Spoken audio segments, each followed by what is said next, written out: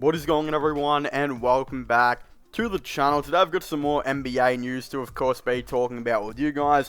Some news that, honestly, thought, you know what, there's probably more of a chance I'd be talking about something like this than the Golden State Warriors cutting Avery Bradley. And that's in terms of talking about Draymond Green and Steph Curry being mad with something the Warriors do.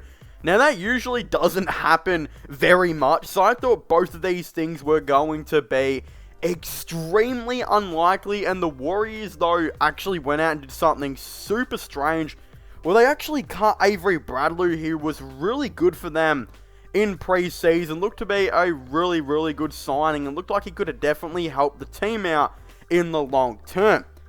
But, surprisingly, the Golden State Warriors actually, for some reason, decided to cut Avery Bradley, not actually bring him back, where Avery Bradley would actually then go ahead and sign with the Los Angeles Lakers, who I will be making another video on that. I'm guessing that will have probably come out before this one, so again, I guess go and check that out if you haven't already, where I talk about my thoughts and opinions on the new Lakers acquisition. But in today's video, it is currently being reported right now that after Avery Bradley had been cut by the Golden State Warriors, it actually has led Steph Curry and Draymond Green to be mad, and that the Warriors actually cut him against the wishes of Steph Curry and Draymond Green. This is all being reported by Gabe Fernandez of sfgate.com. Now, I think it makes a lot of sense, though, for them to be mad. I think Steph Curry actually really liked to have Avery Bradley on the team, and what the weird thing was, too, is I don't see the negatives with bringing in Avery Bradley, because there's not really anyone forcing them to play him. Like, I might, see some people might be like, oh, bringing Avery Bradley, that's so stupid. This is, if this was like a young team and that they needed to give minutes to Moses Moody and Jordan Poole, but it's not. And Jordan Poole and Moses Moody are probably going to be getting minutes over Avery Bradley anyway. Not just that, it does look like Jordan Poole is going to be playing the backup point for most of the year. We've seen that he has improved his shot creating so much, his ball handling, even his playmaking really has improved so much in this offseason.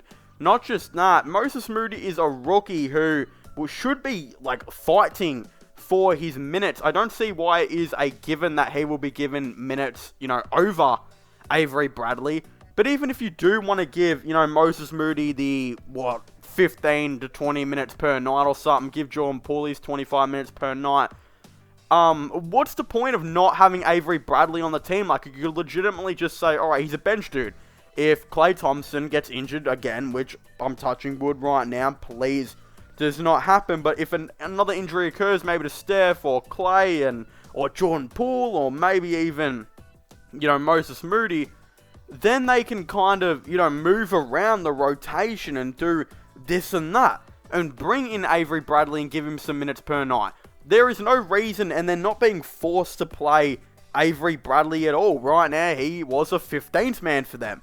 So why waive him? Honestly, I don't have the answer to that. I really can't figure it out, because he is perfect for this team. He would have been kind of a Sean Livingston replacement. They've been looking for these replacement players. They brought in James Wiseman to be a glorified kind of Andrew Bogut. They brought in, Kelly Oubre to kind of be do a better Andre Iguodala role. That didn't work out. So they brought in Iguodala to kind of do that, but then drafted Kuminga to see if he could do that as well. Then they were looking at the Sean Livingston type role, and it looked like Bradley was going to be that guy that can ball handle but be a good defender and still be a capable three-point shooter here and there and show good veteran leadership. That looked like it had Avery Bradley's name written all over it. So why was he waived? And yes, I am not surprised at all that Steph Curry is pissed off about this. Before I get into Draymond Green, Steph Curry was probably relieved that he finally had a solidified backup point guard. Like, who was his backup point guard last season?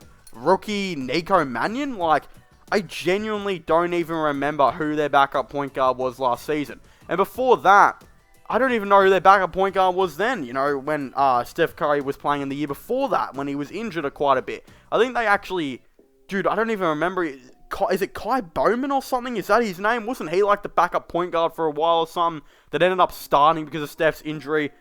I'm pretty sure Avery Bradley is a huge quality and upgrade over all those players. But now you bring in Jordan Poole to be the backup point guard. you still think you would want some insurance to kind of have another backup point guard at that, 15th man spot. Now, you might be like as well, maybe they waived him because they already got Draymond Green there. Look, Draymond Green is a playmaker. He is a ball handler, but he's not a point guard. He is a point forward, if anything.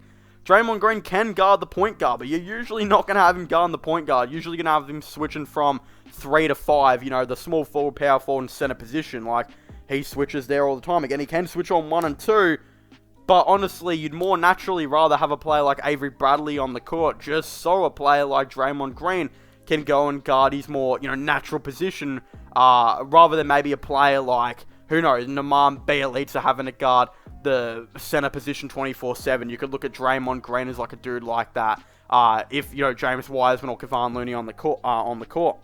So again, I'm not too sure. Like, Steph Curry, I feel like would be angry about this because, like, why would you waive him? Not just that, I think he was finally happy to have a dude with backup point guard experience. Like, keep in mind, Jordan Poole really hasn't had really any backup point guard experience in the NBA, so that could also be a concern for him. Look, he can come in and do the job, but hey, maybe having some experience here and there would have been alright. I don't know, maybe the Warriors just don't think Avery Bradley is a good enough mentor to maybe someone like Jordan Poole. That could be the right idea, but then who would they go out and get to maybe look to getting like a mentor or veteran leadership role? Like, I feel like Avery Bradley was like the highest quality dude they could kind of get in that aspect.